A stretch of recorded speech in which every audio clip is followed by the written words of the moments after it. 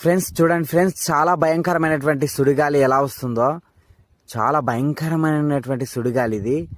ఒక స్తంభం పైనే ఉంది హైటు. చూడండి ఎలా దూసుకొస్తుందో.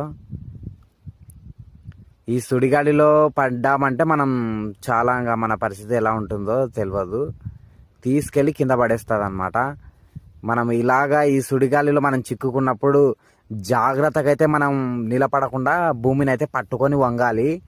ఇక బైక్ నడుపుతున్నప్పుడైతే మనం బైక్ మీద మూవ్ చేయకుండా బైక్ని అయితే మనం న్యూట్రల్ చేసుకొని గట్టిగా బైక్ని అయితే పట్టుకోవాలి.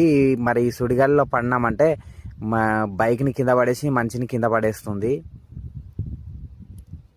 చూడండి ఫ్రెండ్స్, ఎంత భయంకరంగా అయితే వస్తుందో సుడిగాలి.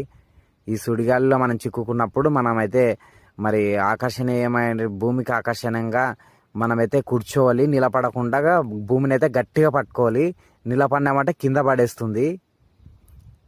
చూడండి ఎలా వెళ్ళిపోతుందో అవతలకి.